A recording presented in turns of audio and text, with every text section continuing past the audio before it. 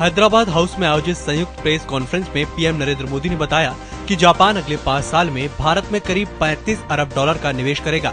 इसके साथ ही वह रेलवे के विकास में $32 अरब का निवेश करेगा। मोदी ने भारत जापान व्यापारी नेता मंच को संबोधित करते हुए आज कहा, जापान में आज एक मेक इन इंडिया आंदोलन है। मुझे बताया गया है कि इसके लिए 11 से 12 अरब की राशि निर्धारित की गई है।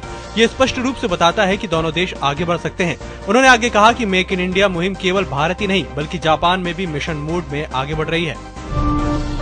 अमेरिका में मुसलमानों को लेकर जारी बहस के बीच गूगल के सीईओ सुंदर पिचई ने असहिष्णुता को लेकर अपनी चिंता जताई है।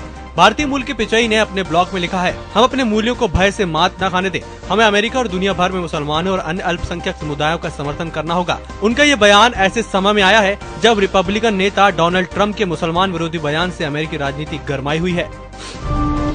कांग्रेस उपाध्यक्ष और सांसद राहुल गांधी ने आज कहा कि यदि सरकार कांग्रेस द्वारा उठाए गए 3 बिंदुओं का समाधान करती है तो पार्टी संसद में जीएसटी विधेयक का समर्थन करने को तैयार है। असम के 2 दिवसीय दौरे के अंतिम दिन राहुल गांधी ने कहा कि जीएसटी के वर्तमान प्रारूप के विरोध का नेशनल हेराल्ड मामले में कोई संबंध नहीं है। कांग्रेस इस मामले को राजनीतिक रूप से प्रेरित बता रही है। उन्होंने कहा कि कांग्रेस ही जीएसटी विधेयक लाई थी, लेकिन इसका उस समय नरेंद्र मोदी और अरुण जेटली ने जोरदार तरीके से विरोध किया था और इसकी आलोचना की थी।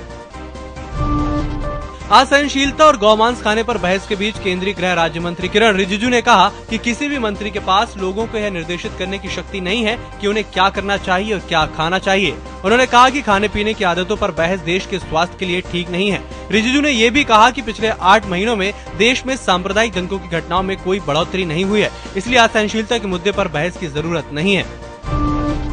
1 जनवरी से गाड़ियों के लिए लागू होने वाले नंबर नियम के कारण दिल्ली सरकार ने शुक्रवार को स्कूलों के लिए भी नई व्यवस्था तैयार की है। इस बार प्राथमिक विद्यालय सर्दियों की छुट्टियों में 25 दिसंबर से 15 जनवरी तक बंद रहेंगे। इसी तरह से कक्षा 6 से 12 तक के विद्यार्थियों की 31 दिसंबर से 15 जनवरी तक छुट्टियां रहेंगी। हालांकि 9वीं और 12वीं के छात्रों के लिए अतिरिक्त कक्षाएं छुट्टियों के दौरान भी जारी रहेंगी।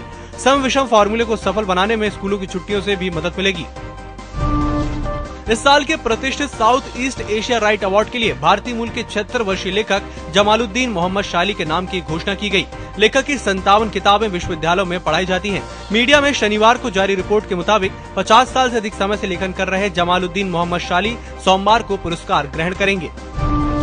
यूक्रेन की संसद में बेहद शर्मनाक वाकया हुआ। यूक्रेन सत्ताधारी गठबंधन के सदस्य संसद में आपस में हाथापाई करने लगे। प्रेसिडेंट पेट्रो पोरोशेंको गुट के एक सदस्य ने प्रधानमंत्री अर्सेनी यात्सेन्युक को मंच से उठा लिया और उन्हें जोर से खींचा। प्रधानमंत्री अपनी संकटग्रस्त सरकार के रिकॉर्ड का बचाव कर रहे थे, तभी एक सांसद ओलुया वर्मा मंच के ऊपर चढ़ गया। उस पर सांसद ने वहीं लाल गुलाब के गुच्छे के साथ कटाक्ष किया। इसके बाद वर्मा ने प्रधानमंत्री की कमर को अपने हाथों से जकड़ लिया। पश्चिम बंगाल सरकार ने कोलकाता के पार्क स्ट्रीट गैंगरेप केस से वकील सरबनी राय को हटा दिया। सरकार के अनुसार सरबनी ने दोषियों के लिए कड़ी सजा की मांग नहीं की। गौरतलब है कि 3 साल 10 महीने के इंतजार के बाद अदालत ने पार्क स्ट्रीट गैंगरेप केस में 3 आरोपियों सुमित बजाज, रुमान खान और नासिर खान को दोषी करार देते हुए 10 साल कैद और 1 लाख जुर्माने की सजा सुनाई है। अंडरवर्ल्ड डॉन दाऊद इब्राहिम को भारत वापस लाने की कोशिशें जारी हैं और हर हाल में दाऊद को वापस भारत लाया जाएगा। ये बात सीबीआई के डायरेक्टर अनिल सिन्हा ने कही। उन्होंने इस बात का भी खंडन किया कि सीबीआई एक राजनीतिक हथियार के तौर पर काम कर रही है। सीबीआई पूरी तरह से स्वतंत्र है और किसी तरह के दबाव में काम नहीं करती। सीबीआई निदेशक इस बात को लेकर भी आशावादी नजर आए जब उन्होंने दावा किया कि दाऊद इब्राहिम को वापस लाने की कोशिशें चल रही हैं और सरकार की सभी एजेंसियां इस दिशा में काम कर रही हैं।